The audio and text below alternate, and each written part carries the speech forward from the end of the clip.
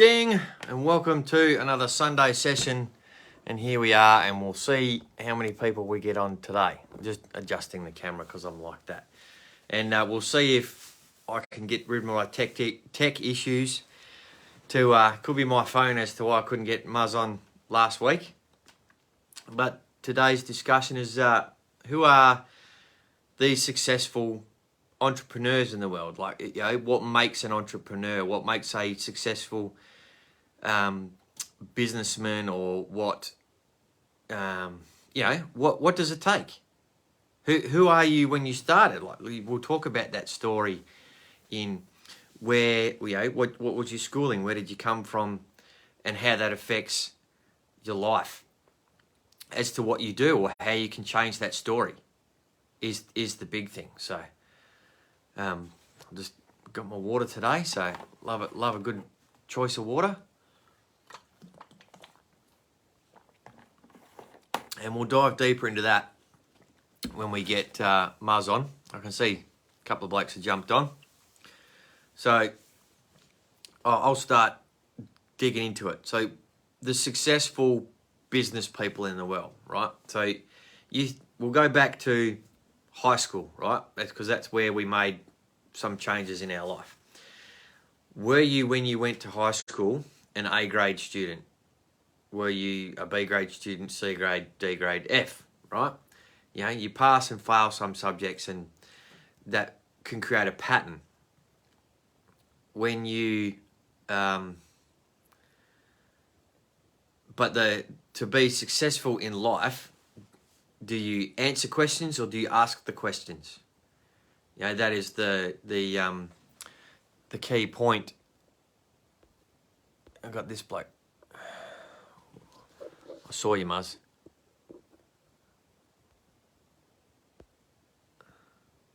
Why did it say that? No.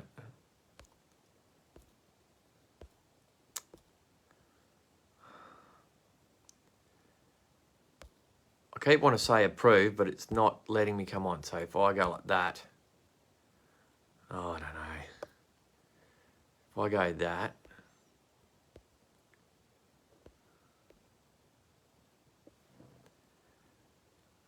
it's my fat ass phone, my fat ass fingers, Muzz.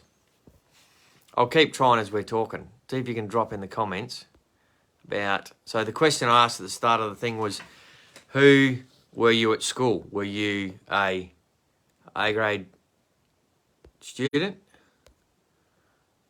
Oh, let's click these dot. I don't know. That's probably my fat finger in the way when I do that. Let's go this finger.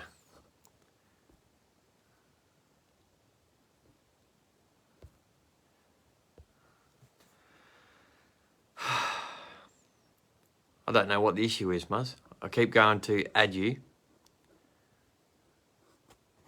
I'll try that way.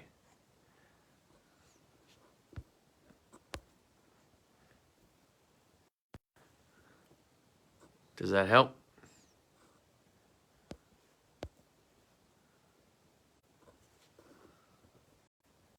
Get in here. Right, tech issues. Anyway, Muzz, can you hear me in the chat? Are you there? I can see the comments.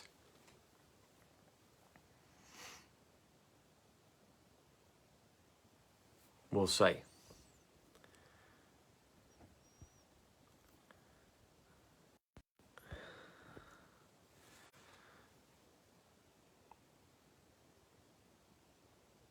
Maybe next week you can start it and I'll join you, see if it's your phone versus my phone. All right. I'll just continually waffle on with my conversation. So, at high school, you're one of these students. You're an A grade, C grade, F grade student. Probably, we'll just break it into those three brackets, right? So, people that are going to get Fs don't put effort, don't understand the questions, don't want to do the work, don't do the work, right? That's why they fail. So you can see people in life that want to fail. You probably know a few people that aim to fail, do the bare minimum to do whatever they want to do. As a C grade student, you try to understand the question, you do your best and you get the work done, but you may not be super interested in the answers or whatever because you're getting enough to pass. You know, you're doing enough. You know, whether it's through lack of understanding, lack of knowledge, or lack of effort, you're just doing enough to pass. Whereas an A grade student, you're probably interested in the subject matter, you put in 100% effort to get a 100% mark, right? So what does that create as far as after high school as an adult? Do you go to work? Do you focus on the job, whether it interests you or not, and give it 100% and get your A mark, right? So become a robot, basically. So that's the grand scheme of things as to why the education system was invented, to create factory workers, right? That's why it's broken, right? Not long and short, it doesn't create successful entrepreneurs.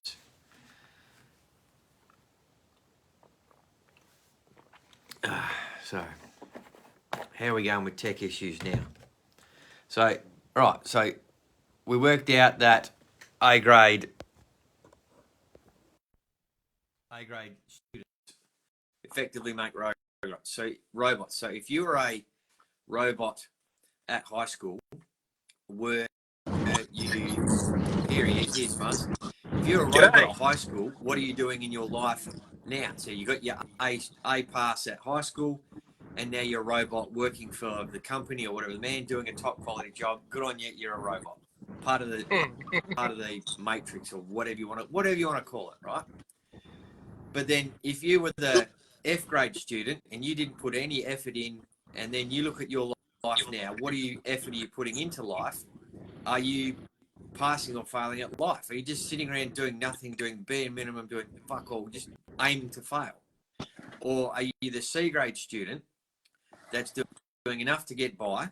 You do this job, that job to get by, but you're more interested in something else. So then finding that something else is what makes you a successful entrepreneur. Yeah, it's the kids that think outside the box that make successful entrepreneurs, because you're not following the path, the train tracks of the A grade student working towards the factory job, which is why, as I was explaining before, Muzz, that's why the education system was invented, to create factory workers. Yeah. So, but you know, that's the thing. So successful entrepreneurs, if you look at example, Gary Vaynerchuk, I hope I said that right, Gary V, right? Started winelibrary.com, wasn't an A grade student, went and worked for the family liquor store, but studied enough people and marketing. He knew how to make changes to make it work, and then adopted technology to make that work, and then made a process that serves his customers. So this is the outside the box thinking. Inside the box thinking would be, I have a product, you come and buy it, and you give me money. Simple. Outside the box thinking was, I have a product, how am I going to get you to get interested in it? And then how are we going to make your experience of buying it pleasurable so that you'll do it again? Creating a business, right? So that's what Gary V effectively did. And now he spends a lot of his life not only running that business, or he does, he's got lots of side hustles. Like he goes to garage sales, go buy something, understand the value of something like a pair of shoes or a couple of toys, and then flip them on eBay. So I think it's a side hustle. It's creating income, but that's outside the box thinking. They don't teach you that in high school. They don't go start yourself an e-commerce store and sell shirts or shoes. Right? They don't teach that in high school. There's plenty of other platforms in the real world that you can learn these things, websites and all sorts of stuff that you can do to learn these things. So, you know, that's defining what a successful entrepreneur is. There's heaps of other people. I don't think Richard Branson was a A-grade student. No. Right? And I don't think, Steve Jobs and those guys, Bill Gates, would have been A-grade students. And you look at their business structure and and they created something else. So I hit all the multi-billionaires of the world to label them out. But you look at, who are the fun guys that you want to do business with? Like, I've followed Gary V on Instagram for ages. He's a great bloke to watch, and you learn a lot from a fun guy. Yeah. Because it's outside the box learning. It makes it interesting. Yeah. So, with me being a C grade student at high school, does that put, is that one of the reasons why I'm constantly thinking outside the box? Why have I got this business, that business? Why have I done this and that? Because I'm not, I love farming, but I'm trying to do something else to create more because I get bored. Is that why I am the way I am? Because I was a C grade student and not happy in that system, I then wanted more. Go. It's one of those things, I think that's why certain people, like you're saying, once they get out of school and start learning, real life experience, getting their hands dirty, getting involved in shit, that, they do better, because part of life is that we want to be successful. And, for those who are lucky enough to do well in school, our scholars, our doctors, our lawyers, and look, maybe I've got it wrong, and I don't mean any offence to those guys, but for those who don't do well in school, get bored, perhaps. And so, like you're saying, you find, as you're saying, you think outside the box, you do different things to become successful. And it's like those certain people, friends of mine who have learning disabilities. I hate saying it that way, but that's the term for it. I think are some of the smartest people that I know, because they have trouble reading and writing. I've got one for a son in that exact example. He's an absolute bloody genius when he's on, but when he's not interested, you got no chance of getting him to take the information in. Absolutely. Happen. It's whoosh, like, don't bother. And that's where I find it fascinating, because they're the people who I find interesting to talk to, because the memory recall, the way that they look at their perspective. That's what I'm trying to spit out. Their perspective in life and how they look at a problem. Well, why didn't I think of that? But I didn't, because I didn't have their perspective. Yeah, and it's a great way of thinking, and integrating those people into.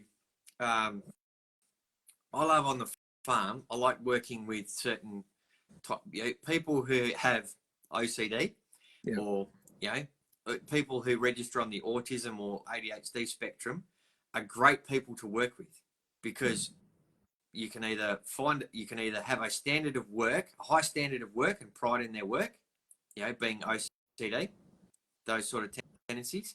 If you say, I want straight lines in this paddock and this is how you do it, and they will go, and they love it. Got to get it right. That's their thriving thing. Okay, I've got to keep the ute clean, so the tools are always back in the toolbox. Got straps always rolled up, stuff like that. Presents well, brings a lot of pride into a business when you can see that. Absolutely. And other people, like you said, for the perspective and the problem solving, I'll be going, I've hit this tree, or got hooked in the fence with the nitro, and you cut the wire off it. Got all these nozzles to fix, and something's a bit twisted, and I'm going, bloody hell, I'm going to do this. And someone else might go, well, why don't we just do that? Tweak it this way, tweak it that way. It's something, sometimes listening to your parents and business and learning stuff off them, it's different perspectives that create opportunities in business. And then if you use that mindset to go, like we are in an online business, how many different ways can we make a Facebook video? How many different versions of can you put on YouTube, make YouTube shorts and Instagrams and TikToks, Be Reels? There's all this sort of stuff that we can do and learn all our different ways with filters and backgrounds and stuff like that. I've chosen to do it this way. It's real. Yeah. I don't need a fake background. and I don't need a fake filter to make me look younger or change my beard to a blue color, right? I've done all that on TikTok for the giggle. That's all fun and games. But what am I creating in my business is, this sort of imagery. I'm a bit casual today. I got the jumper on. I haven't quite done a heap of work. I've just spent an hour and 3/4 on the phone with a cousin we've been talking about investment properties. Cool. She's looking at buying a property up in the Greenock area, so that's up near you, Muzz. Because I'm a business analyst to a degree, I just walked her through the pros and cons of what is her choices with that one, what's the stress with that one, what's the journey going to be versus what was the other choice, because she had two choices, right? It's going this way, that way. She likes this one for this reason, but this one's cheaper and got more opportunity, and so we discussed the sort of thing. So I'm going to help her do some research, but it's the different perspective in that business. If I've got some staff turning up in the next week or two to help on the farm, so different perspectives in the business. There's not just one way to clean a tractor, right? No. You got a pressure cleaner and a rag and stuff like that, and you can clean a tractor. But the pattern in which you clean it and stuff like that can be different. The result can be the same, and certain people take a sense of pride to that. Or there's different ways we can fill up the nitro, and can't wait to get him back in that bad girl. Start doing some laps. Wednesday wisdoms from Neville Nitro again. That'll be coming very soon. Over the shot. Yeah, but it's just the interesting business perspective, like we do with our online business. You do it your way, I do it my way. We know heaps, thousands of other people that do it their way. That's the great thing about this business in particular that we have. It is the same thing done our way. You can't get any more real. What's the other term we use? Authentic. Yes. Authentic. Yeah. Doesn't Which get is what any it should be more about. authentic than two blokes sitting down having a Sunday session on a Facebook Live. Absolutely. And I think that's the biggest part. Pub chat. Yeah. And it is about that authenticity of it, being real and being us. I mean, as you said before, Stuart, you could have the fake background and all the rest, but this is, you're you, I'm me, because I use Activate Me. I'm, whatever, I'm out in the very top of the hill trying to get good reception and make the most of Telstra instead. Whatever. So I'm out here. I'm not, this is what life is. Yeah. And that's probably the beauty of, thinking outside the box or whatever. We're just doing us. And we get to promote it. Yeah, it's the same thing, promoting our message, sharing our stories. Not everyone can write a book. Not everyone can have a film crew follow them to make a TV series. We get to share our story this way, which everyone gets to copy. You copycat it in your way. That's a great thing. Yeah. You get the investments, like talking to the cousin about real estate investing. That's a business, and we're talking hundreds of thousands of dollars. Absolutely. How many businesses, what does it take to start a business? Like, how many garage sales do you got to go to then have an eBay account, to then flip the toys, to make money, to make $10,000, make $100,000? There's a lot of work in that. There's a lot of leg work. So you're swapping your time for money, but how many businesses could you start for 10 grand that don't require an office? Right? Not many. Yeah. Right. To have a business, a worldwide business for 10 grand, to go anywhere in the world, that has the potential to, a lot of our team at the moment are in Vegas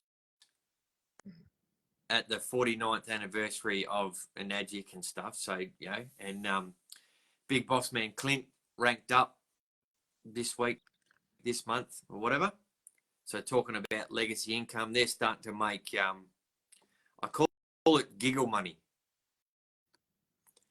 Like when you have a check that big of passive income just rolling into your account every week, and the choice you get to make on where do I invest it, you go like it's like a joke. Yeah. It's Right. you know, you're going, oh, first world issues. What am I going to do with 50 grand US this month? Like really, I woke up, I had my morning coffee, or they have a morning cacao, and what am I going to do with my 50 grand this month? Yeah. That's if I don't do anything else. You know, what if he puts some time into his business and sells a few more machines and stuff? There's more money coming in. And the downline, or not downline, but the group sales. Yeah. There's that much potential. Why wouldn't you want to be part of this business? Look, it's magic, and this is the thing. Like we keep bringing up talking about the magic. I was just thinking about it then. Like it is, you know, something's bandied around in the business a lot, but it is. When it happens, it's it's incredible for these guys, and likes of Clint, Kylie, Balaj. Well, Balaj is next level, obviously, and then there's the other guys. If you read the Enagic newsletter, I don't as often as I should do, but some of these heavy hitters, the work I don't know if you want to call it work. It is a bit of work, but it's not much. Again, when you, as you said before, Stuart, when you're talking about a 10 grand, 10, 12 grand investment, and all you need, is that investment and this thing that we're on now. We're using our devices. So as you're saying, you can take this thing with you wherever you're going. Like a lot of these people, Clint has Martin Ball, Daniel and his wife. A lot of traveling. Dan and Dan Bissinger. Yep. Yeah. That to me is, I mean, that'll be my dream. Is hitting the road with the dogs and bloody, work at the business. And I could do as I please. That would be just, and look, that's sharing someone else's dream a little bit, but at the same time, like I said before, you're writing your story, you're selling your story. But is it not creating your vision, Muzz? A vision board, right? So I have these dreams. Like you have your dreams, I have mine, right? 5 years ago, that thing wouldn't exist. No. Right? Wouldn't have done it. What I flicked the magazine, that'd be cool to have that tractor. But yeah. No. I've gone next level. I've cut the tractor out and it's up there. So now I get to look at it every day, and I go, what am I going to do to get that tractor? Rinse and repeat the same thing. Get $1 million, throw it in the ground, just add water, put it all on black, and hope it grows. That's fine. Well, close enough, but whatever. But or what else can I do? Can I make a Facebook video like I did years ago? I had water weeks and stuff that talked about furrow formations and different things that I'm passionate about. Soil health, all that sort of stuff. Water quality. Got that chestnut right here. What was when I was flicking through? Got this old rag that I was flicking through. Part got me triggered today was put 2 words in here, El Nino, wherever it is. So talking about the El Nino, what are people going to do if it doesn't rain? I'll tell you what I'm going to do. I'll make another Facebook video and get on with life. Yeah. So, absolutely. Watch that. I'm worried about my water. I'm not worried about my water because I made that choice years ago to improve my water, improve my life. So I'm not worried about my water. It'll fall out of the sky at some point. If not, I'll pump it out of the ground. So that's so El Nino might affect the farming, but it won't affect this business. It might create opportunity for this business, perhaps. If farmers don't have grain to cut, what are the truckies going to do? Yeah. If the farmers don't get the rain to grow the lettuces and tomatoes, there's nothing to truck to the shops. Yeah. So, Ma and Pa in Perth need to buy food that we got to grow it. But what are you going to do if you can't grow it? Yes. You got to find some money. I don't have time to go back shearing. That's come up in conversation a few times in the last week. I even talked about it at the club last night after footy. By the way, 3 sides had 3 wins yesterday. Go the Saints. Woo! Congratulations. Yeah, the Hayden Saints, not the St Kilda ones. You can do your own thing. Freo. Close enough, really. Yeah. But so reminiscing about the good times in footy and what we did then and what we do now. And what to do when I don't have enough money, because we talk, it's not, the crops aren't bursting out of the ground. There's good ones, there's average ones. We're starting to read the play a bit and go, all right, what if we don't get a big harvest? What are we going to do to make the payments? Or what are you going to do to make next year work? Improve this, improve that. Do I have to go shear a few sheep? How much money could I make shearing sheep? At $5 a head, if I went out and when I go shearing, I want to do minimum 100 a day first day back. I think my average, if I don't start to average about that 140 a day as a shearer, I'd probably have a good long hard look at myself. I'm still young enough and fit enough to do that. So 140 times $5 would be $700, right? $700 a day. That's pretty good. That's not a bad thing, right? No. But the time swap for that, so $700 a day. Let's say I work 6 days a week, so that's $4,200 less tax. Taxman's going to take $1,200, $1,300. So I've got $3,000 to do what with on that one day that I'm dying from exhaustion after working my whole life for a week, to go every night to do my grinding, to eat like a horse, work like a horse. And what sort of life would that be? And I was talking to the guy, and I've gone, I thought about it, but then I'm not there for Jack. I'm not there. I'm not here doing this. If I'm off shearing, I'm not doing this. So why wouldn't I invest in this that allows me the time to be where I want to be? Exactly. And it's like, it's just mind blowing. And I was showing a few guys there, just scrolling through my phone. This is some of the stuff that I do. That there's lots of things that I do on the daily. The successful entrepreneurs have more than one stream of income. So I've got more than one stream of income, right? That's probably what broached the conversation about shearing. Like, you got farm, would you go shearing, crutching, driving trucks, or whatever? What could you do to help the farm out to get going? And we're all going to face it at some point. There is going to be a drought at some point. If not this year, in the next 25 years, we're going to see a drought. It's inevitable. We're probably going to see a wet year too. You just got to learn to farm the averages. Exactly. But exactly right. How to be above average in a scenario that is below average is the outside the box thinking. Is it that C grade student that I've got driving my tractor that is sitting in that tractor watching Facebook videos while it's on auto steer and whatever, learning something else, listen to a podcast. Took mum's fancy car to footy yesterday because I was going to give a bloke a lift, but they had to go shopping, so they did their own thing. No dramas. And so I take mum's car and I plug the phone in, listen to the podcast, and listen to Balaj yesterday talking about the whole Vegas thing, how him as a businessman from where he started 10 years ago doing this stuff, and he went to celebrations, going to places, festivals like we have in the platform days.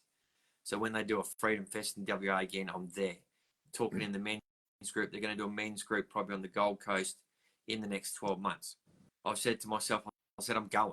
Just got to go to make a difference in my business and get there, right? I've lost my train of thought. Right, Balazs. So talking about Vegas and his business growth, 10 years ago, if you'd have said to him, you are opening and closing the Vegas event for Enagic, he would have gone, nah, you're joking. There's all these other bigger people here. He's had to switch his brain into gears. Like, all right, I am one of these. My life has changed. I'm one of these bigger people in this business now. There's responsibilities and actions to take to speak at events for, you know. If I called you up, Muzz, I go, hey, I've got a farming seminar in Perth. Do you want to come and speak for half an hour? Could you do it? I'd give it a go. Yeah, right. We'd all give it a go. But I don't know how good I'd be, but if you ask me to give it a crack, well, yeah, I will. Yeah, so it's not hard to talk for half an hour. We do it every other day. But to then, what's the mindset? Is all right. So now I'm speaking in front of a couple of 100,000 people, 10 people, doesn't matter. How am I going to provide them value? They've paid money to come to this seminar. I've got to provide them with a value. So there's a shift in responsibility for public speakers and whatever, you know, MCs, all those sort of fun things that people do. You wonder why they get paid so much. It's because there's a responsibility of information transfer and teaching people something. Yeah. So I'm going to enjoy this little AAA BJ seminar I'm going to this week in Perth, do some networking with sheep people. Cool. AAA. That sounds a bit exciting.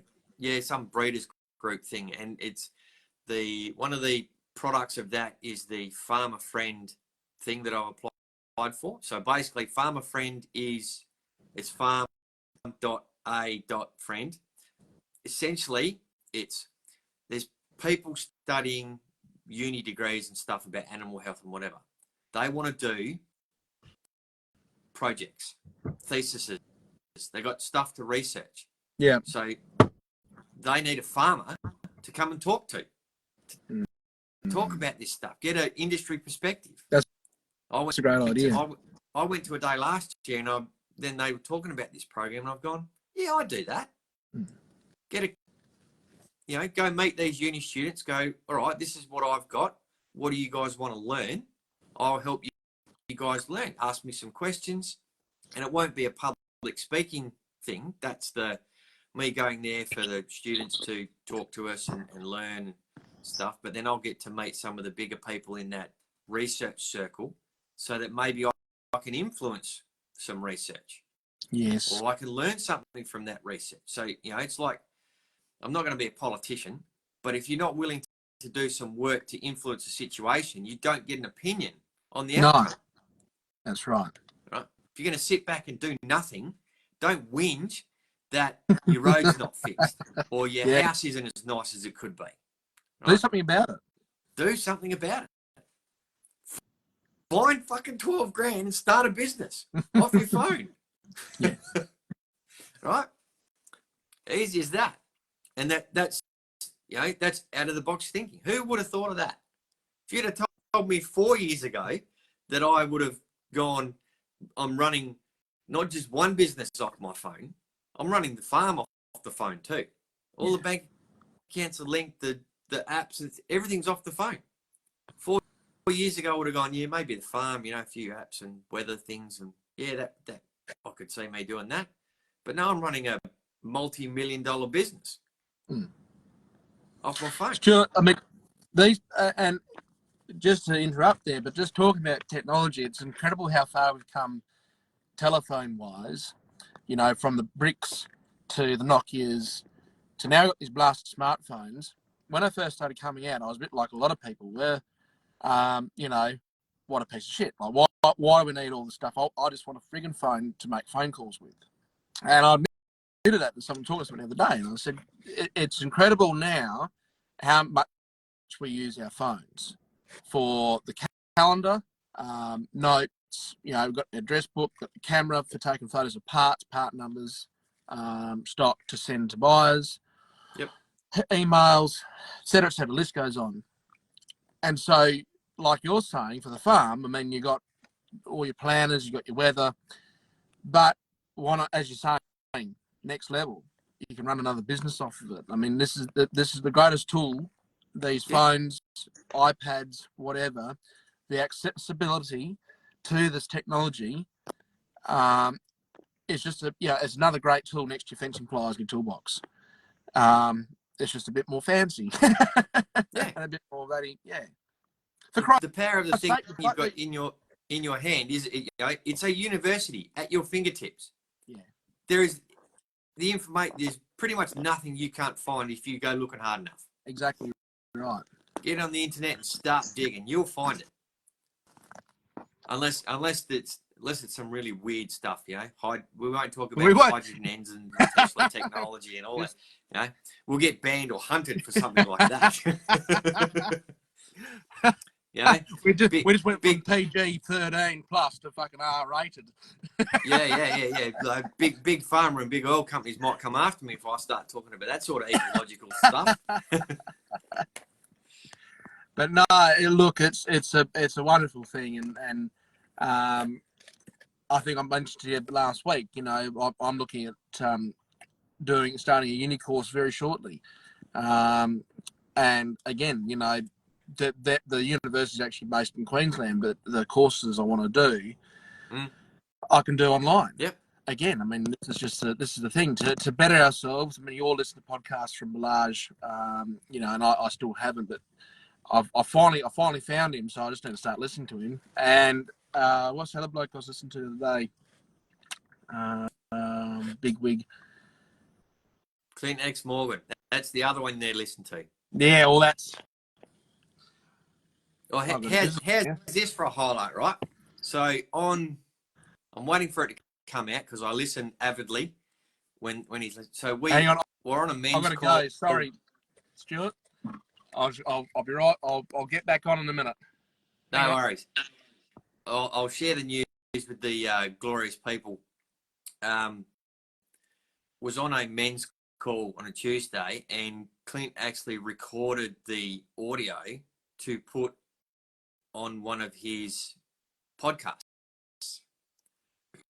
So yours truly, amongst a few other people, are going to star as vocal stars on his podcast and share our thoughts and wisdom and growth within his platform, which is also great for my learning, but his learning. And it's working with these people in this business that we get to learn big stuff. Like if you want to play with big toys, ask someone that's got a big toy. Why would you learn off someone that doesn't have what you want? They're not gonna if they don't have what you want, they're not going to teach you how to get what you want by doing it their way. That sort of fun stuff. Yeah, just seeing all the stats come up on the phone. But yeah, so like Muzz and I talked about with having our smartphones and how easy it is and how simple it is to start a business for so little. Talking with the cousin about real estate investing, you're talking about hundreds of thousands of dollars, right? Not just little properties, big enough ones and whatever. Get a big enough property, you start talking millions, right? So you've talked $1 million of spending, you got millions of dollars of growth or risk. For how much return on investment are you making? The return on the investment that I made from investing in that business that's in my kitchen and bathroom. Got these filters up here. That is the part of the investment that I've made in my household health and improved my life. And all the boys giggle, all the footy boys get on, they giggle, and I love the after footy votes in the change rooms. What happens at the footy club stays at the footy club. But there's some comments that I know that they might make jokes about the videos and stuff, but I know they're watching because they wouldn't make jokes about it if they didn't watch it. You can't get that information by not watching it. So, you know, so therefore the influence or the responsibility that I have in these videos to share with those guys about it, whether it be the personal growth, mental growth, business growth, all that sort of stuff that happens in life. This is it's not even a new way. It's the best way to share the message with as many people as possible. And the double bonus is we make this video and then it's there forever. You know, it'll be on the Facebook page. So it's all fun and games. So I don't know how much more I've got to share with you guys. Any question? Yeah, you can throw questions in the chat. We're happy to answer them. Stuff like that. Probably nice and simple. If you're worried about El Nino and you're looking for a second stream of income, hit up me, Muzz, Scotty. There's a few of us in this group.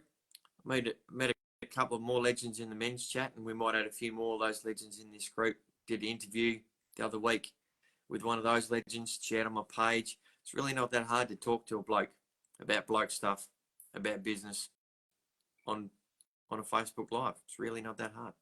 You just, and the more you do it, the more you get used to it. So all fun and games. And I might sign off for this week, and I'll go to all the farmers that grow all our food. Good luck and thanks.